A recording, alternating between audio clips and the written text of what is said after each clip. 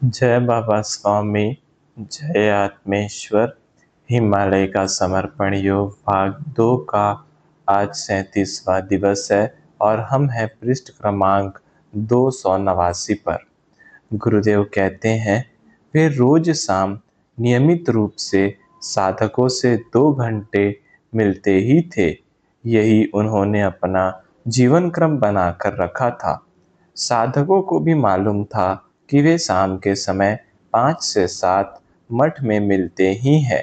लोग भी जिन्हें मिलना है वे आते थे और सब बड़े अच्छे तरीके से चल रहा था। एक कमेटी बनाई हुई थी, वे सब कार्यों को बांटकर पूर्ण करते थे। वह कमेटी 3 सालों में बदलती रहती थी। इससे सभी साधकों को कार्य करने का अवसर मिलता था। उस स्थान की स्वच्छता व पवित्रता वास्तव में सबने बड़े भाव के साथ बनाकर रखी थी। छोटा सा ही मठ था, पर सुंदर व पवित्र था। मुझे यहाँ आकर बहुत अच्छा लगा। गुरुदेव ने कहा, मैंने मेरे अंतर मन से जान लिया था कि अब तुम कभी अपनी बहन के पास नहीं आ पाओगे। इसीलिए मैंने इस बार ही तुम्हें इस स्थान पर बुलाया, क्योंकि फिर तो तुम यहाँ आ ही नहीं पाओगे। मैंने कहा, नहीं, मुझे यह स्थान बहुत अच्छा लगा, मैं यहाँ बार बार आना चाहूँगा। गुरुदेव हंसे और बोले, अरे बेटा, अपने चाहने से क्या होता है, उसकी इच्छा होनी चाहिए ना। अब तुम कभी नहीं आ पाओगे, क्योंकि तुम्हारा आगे का जीवन इतना व्यस्त है और कार्य का इतना पहाड़ खड़ा है कि तुम्हें यहाँ का विचार भी नहीं आएगा। मैं फिर कुछ नहीं बोला, क्योंकि गुरुदेव कहीं शून्य में जाकर बोल रहे थे, मानो मेरा सारा आगे का भविष्य ही उन्हें दिख रहा था। फिर मैंने भी बड़े भाव से नमस्कार किया, तो मुझे भी उनके भीतर उनके पिताजी के दर्शन हो गए और बड़ी भावपूर्ण दृष्टि से सारे वातावरण को देखा। और फिर मैं एसटी स्टैंड बस स्थानक की ओर चल दिया और रात के समय मेरी बहन के घर पहुंचा। रात हो गई थी, वे लोग मेरा इंतजार कर रहे थे। हमने रात में साथ भोजन किया और फिर दूसरे दिन सवेरे जब उठे तो मैंने उन्हें बताया कि मुझे गुरुदेव के मठ में जाकर बहुत अच्छा लगा। यह सुनकर मेरी दीदी को बहुत अच्छा लगा। उस दिन मुझे लगा, प्रेम एक संकुचित भावना है और श्रद्धा एक विशाल भावना है। फिर मेरी दीदी ने कौतूहलवश पूछा, तू इतने महान गुरुओं तक कैसे पहुंचा? एक सामान्य मनुष्य तो वहां हिमालय तक जाने की सोच ही नहीं सकता। फिर बहन की बड़ी लड़की ने पूछा, और इतने सारे गुरु समाज में रहते हैं, सभी अच्छी अच्छी बातें ही करते रहते हैं, पर हम कैसे पहचाने कि कौन सा गुरु अच्छा है और कौन सा गुरु खराब है? और जब ढोंगी गुरुओं के बारे में कभी सुनते हैं कि साधु भी वशीकरण मंत्र से लोगों को वश में रखकर लोगों से धन संपत्ति लूट लेते हैं। कई साधु तांत्रिक व मांत्रिक उनकी बात नहीं मानने पर साधना से नुकसान पहुंचाते रहते हैं। फिर दीदी ने पूछा, तू तो असम में रहा है, वहां तो इस प्रकार के लोग बहुत होते हैं, तुझे कभी ऐसे लोग मिले क्या? सब लोगों ने एकदम मेरे ऊपर प्रश्नों की झड़ी ही लगा दी। मैंने उन्हें बताया कि प्रत्येक आत्मा जब इस धरती पर जन्म लेती है, तभी आत्मिक प्रगति करना ही उसका उद्देश्य होता है, और यह उद्देश्य किस माध्यम से पूर्ण होगा वह भी निश्चित होता है। यह माध्यम ही गुरु है। गुरु की स्थिति समुद्र जैसी है और आत्मा की स्थिति बूंद जैसी है। प्रत्येक बूंद जो भी धरती पर गिरती है, तो प्रत्येक बूंद का एक ही उद्देश्य होता है कि समुद्र तक पहुंचना। पर सभी समुद्र तक पहुंच पाती है, ऐसा नहीं है। बूंद को भी समुद्र तक पहुंचने के लिए अन्य बूंदों की सामूहिकता की आवश्यकता होती है। ठीक इसी प्रकार से मनुष्य समाज में रहकर अकेले प्रगति की ही नहीं जा सकती है। उस आत्मा को सामूहिकता में जाना होगा, और इसी सामूहिक शक्ति का नाम ही गुरु है। जो गुरु होते हैं, वे प्रथम अपना समर्पण प्रत्येक मनुष्य में करते रहते हैं। उनके हृदय में सबके प्रति प्रेम रहता है, निस्सीम प्रेम, जिसे अनकंडीशनल लव, निस्वार्थ प्रेम बोलते हैं। लोग उन्हें प्रेम करे न करे, वे तो करते ही रहते हैं, क्योंकि प्रेम करना उनका स्वभाव होता है। वे सबको ही प्रेम के रूप में अपना सर्वस्व समर्पित करते हैं। कुछ जगह उनका समर्पण का बीज उगता है और लोग भी उनको समर्पण करते हैं, पर उन्हें बहुत कम लोग ही समर्पित हो पाते हैं, पर वे सबको समर्पित होते हैं। पर समय जैसे जैसे बीतता है, उनके आसपास समर्पित आत्माओं की सामूहिकता बन जाती है, जिनके उनके साथ आत्मिक संबंध होते हैं। इस प्रकार उन गुरु के साथ हजारों लोगों की सामूहिकता रहती है, और जब हम उन गुरु को भी मानने लग जाते हैं, तो वास्तव में हम उस सामूहिक शक्ति से जुड़ जाते हैं, और फिर सभी की आध्यात्मिक प्रगति होती है, और साथ साथ हमारी भी होती है। हमारी सारी प्रगति फिर अनायास ही होने लग जाती है, क्योंकि प्रगतिशील आत्माओं की सामूहिकता हमें प्राप्त हो जाती है। इसीलिए जीवन में सबसे कठिन है ऐसे गुरु को खोजना और उसके साथ जुड़ पाना। बस बाकी सब तो जीवन में अपने आप ही हो जाता है। अब प्रश्न है, इतने सारे गुरु इस समाज में हैं, कई ढोंग करने वाले गुरु भी हैं, कई तांत्रिक मांत्रिक भी है, तो फिर कैसे पहचाने कि मेरा गुरु कौन सा है? इसके लिए शुद्ध चित्त से उससे मिलने का भाव रखो। शुद्ध चित्त से आशय तुम्हारे मन में कोई वासना न हो, कोई समस्या न हो, किसी के प्रति भी बुरा भाव न हो। आप सबके प्रति अच्छा भाव ही रखो, चाहे सामने वाला वह भाव आपके प्रति रखे या न रखे। और फिर ऐसा शुद्ध चित्त रखकर आप अपने गुरु से मिलने का भाव बनाए रखें। उसके लिए समाधिस्थ गुरु से प्रार्थना भी कर सकते हैं, क्योंकि मैं इसी मार्ग से पहुंचा हूँ। गुरु ऐसा कोई एक व्यक्ति या शरीर नहीं है, पर हम उस शरीर को ही गुरु मान लेते हैं, जिस शरीर के माध्यम से गुरु तत्व प्रकट होता है। इसीलिए हम शरीर को ही पकड़ लेते हैं, और जो शरीर गुरु तत्व का माध्यम रहा हो, उसके आसपास सदैव शक्तियों का एक वलय होता ही है, और वही वलय उस शरीर के समाधिस्थ होने के बाद भी सालों तक बना रहता है। तो उस समाधि के पास जाकर उस शक्ति के वलय से अगर हम प्रार्थना करते हैं कि मुझे मेरे गुरु तत्व के माध्यम से मिला दीजिए, तो वह हमारे जीवन में किसी गुरु का आगमन करता है। यह अपने गुरु के पास पहुंचने का सबसे आसान मार्ग है। समाधिस्थ गुरु के माध्यम से आप गुरु तत्व से ही प्रार्थना करो। मैं ऐसे ही समाधिस्थ गुरु के पास पहुंचकर गिड़गिड़ाया था, और मैंने प्रार्थना की थी, तभी जीवंत गुरुओं तक पहुंच सका। वास्तव में फिर मेरी भी इच्छा जागृत हुई, और फिर मैं उस मार्ग पर चला। मुझे बचपन से ही लगता था कि मेरा जन्म किसी विशिष्ट कार्य के हेतु हुआ है, और सामान्य मनुष्य के समान पढ़ाई करना, नौकरी करना, शादी करना, गृहस्थी बसाना और बूढ़ा होकर मर जाना, ऐसा सामान्य जीवन मेरा नहीं है। मैं महसूस करता था कि मेरा जीवन बहुत बड़ा है। मैं मेरी मृत्यु के बाद भी 800 सालों तक इसी धरती पर रहूंगा। इतना बड़ा मेरा जीवन काल है। 800 सालों तक शरीर तो रह नहीं सकता, फिर कहाँ रहूंगा? तो अपने साधकों के हृदय में रहूंगा। मेरा जीवन काल बड़ा है। मैंने मेरे पिछले जन्मों में मुझसे जुड़ी हुई आत्माओं को जो आश्वासन दिया था, मैं उस आश्वासन से ही बंधा हूँ। वह जब तक पूरा नहीं होता है, मुझे मोक्ष नहीं मिल सकता है। और उन आत्माओं के आने के लिए अभी मेरे जीवन काल के बाद के 800 साल बाकी हैं। वे धीरे धीरे आ रही हैं। उन्हें इस स्थिति तक पहुंचने में अनेक जन्म लेने पड़ रहे हैं। वे जब तक नहीं पहुंच जाते, मैं उनका इंतजार करूंगा। मेरी स्थिति ठीक उस ग्वाले जैसी है, जो अपने घर पर कभी भी जा सकता है, पर वह घर पर तभी जाएगा जब सारी गाय अपने घर पहुंच जाए।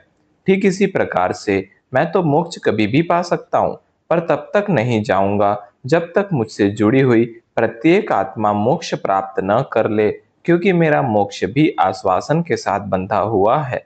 मुझसे जुड़ी हुई आत्माओं को इस स्थिति तक पहुंचने के लिए बार बार जन्म लेने पड़ रहे हैं। मैं भी जीवित हूँ और एक शरीर की सीमा में बंधा हुआ हूँ और इसीलिए मैं अधिक कार्य नहीं कर पा रहा हूँ। जिस दिन मैं इस शरीर के बंधन से, शरीर की सीमा से मुक्त हो जाऊंगा, उसी दिन से मेरा कार्य वास्तव में प्रारंभ होगा। यानी मेरा कार्य तो मेरे जीवन काल के बाद प्रारंभ होने वाला है। इसीलिए मैं मेरे जीवन काल में शांत हूँ, तृप्त हूँ, समाधानी हूँ। मैं बचपन में जब पढ़ता था तब भी लगता था पढ़ाई में आनंद नहीं आ रहा है। फिर नौकरी की, पैसे कमाए, तब भी लगा कि जीवन में आनंद नहीं आ रहा है। यानी सब जगह यह लगता था कि यह मेरे जीवन का लक्ष्य नहीं है। फिर नौकरी छोड़ी और गुरुओं का सानिध्य प्राप्त किया, तब लगा कि अब पाने के लिए कुछ भी नहीं रह गया है। एक संपूर्ण समाधान प्राप्त हो गया था। यह सब क्रमबद्ध तरीके से हुआ। मैं कोलकाता में अच्छी नौकरी पाकर, अच्छी तनख्वाह पाकर भी खुश नहीं था। मन में एक बेचैनी रहती थी। कुछ तो भी खोजता ही रहता था, भटकता ही रहता था। मेरी नानी ने मुझे नागपुर में बचपन में जो बात बताई थी, वह आज तक हृदय में घर करके बैठी हुई है। मेरी नानी कहा करती थी, परमात्मा अविनाशी रूप में है। वह कल भी था, वह आज भी है और वह कल भी रहेगा।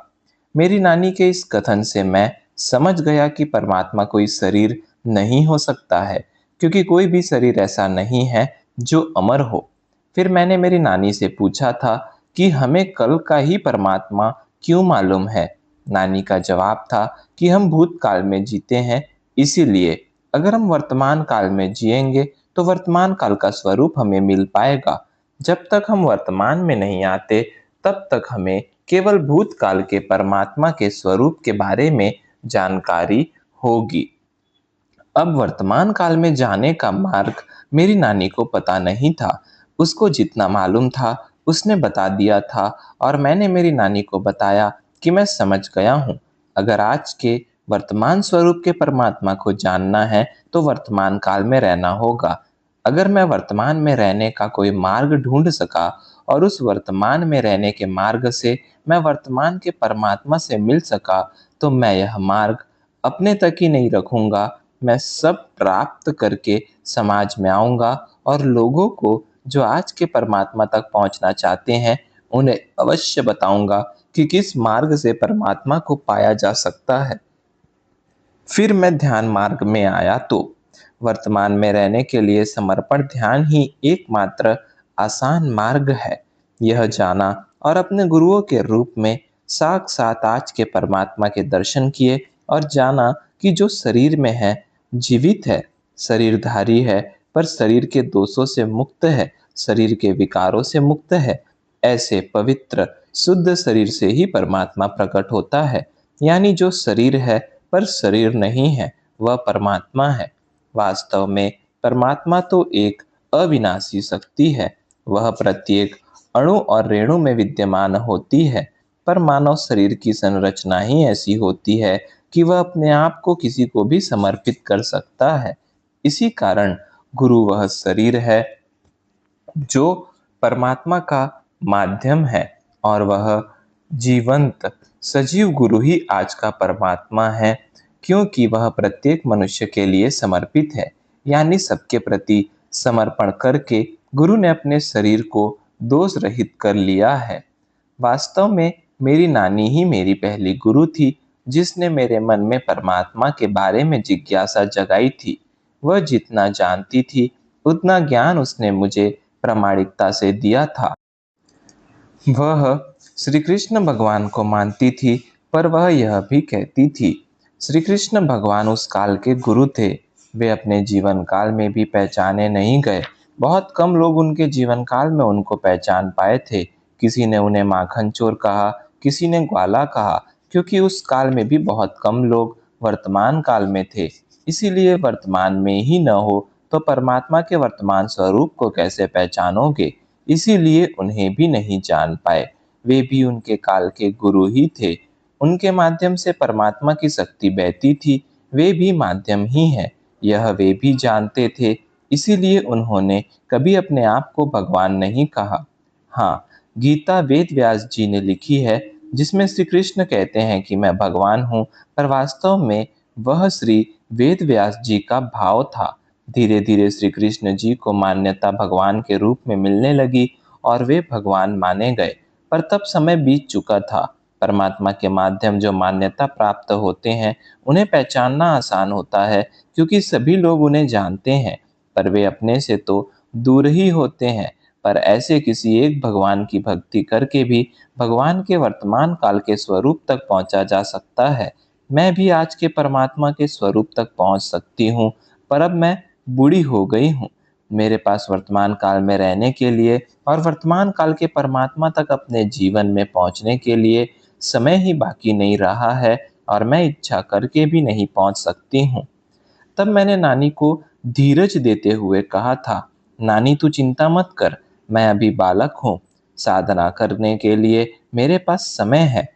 मैं मेरा सारा जीवन ही इसी एक उद्देश्य के लिए लगा दूंगा, और जब मैं आध्यात्मिक अनुभूति के उस उच्च शिखर पर पहुंचूंगा, मैं सभी को वह मार्ग बताऊंगा।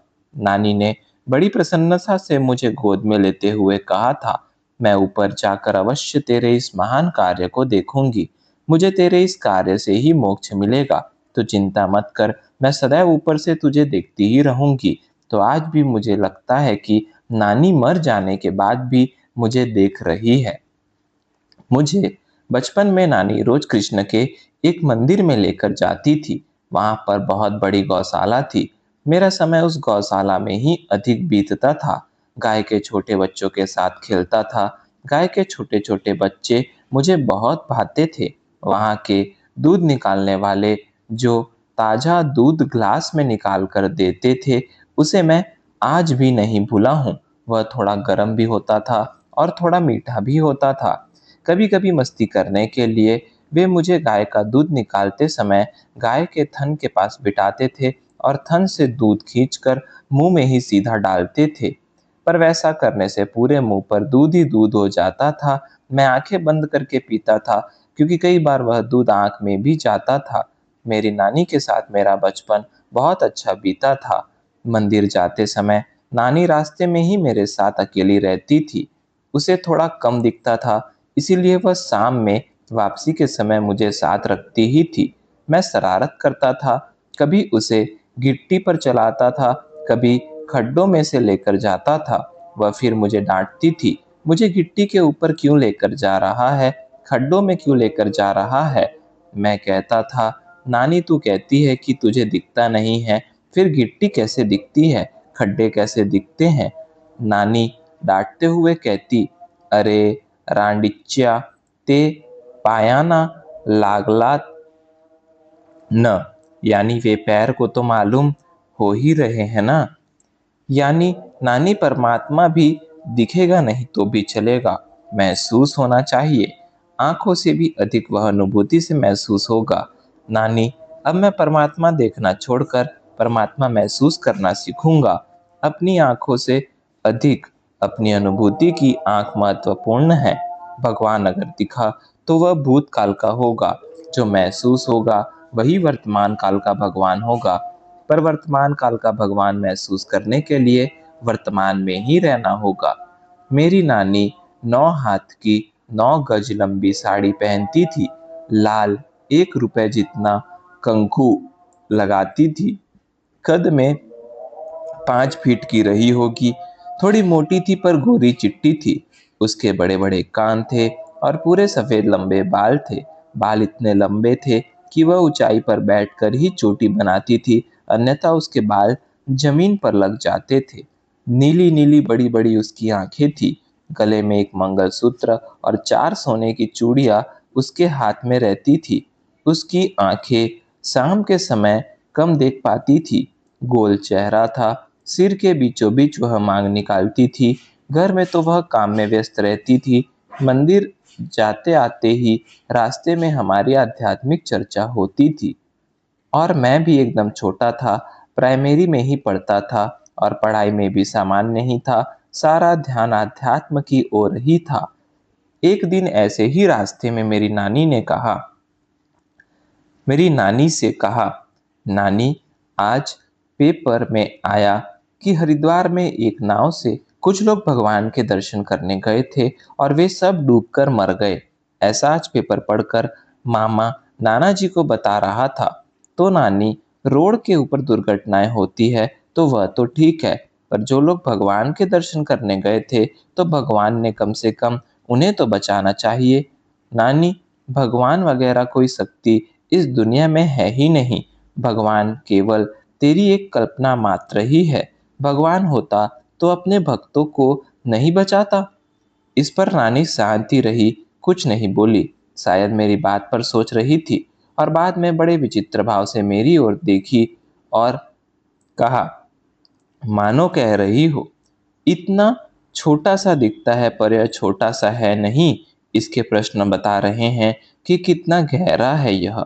वह मेरी आंखों में गहराई से देख रही थी और काफी समय ऐसे ही देखती रही, मानो मेरी आंखों में ही सारा आगे का भविष्य देख रही हो। मेरा बचपन मेरे ननिहाल में ही बीत रहा था। मेरे पिता नौकरी के कारण दूर थे। माँ शिक्षक प्रशिक्षण के लिए अलग गांव में थी। इसीलिए मैं और मेरी बहन मेरे नाना और नानी के साथ, मामा और मामी के साथ, मौसी के साथ रह रहे थे।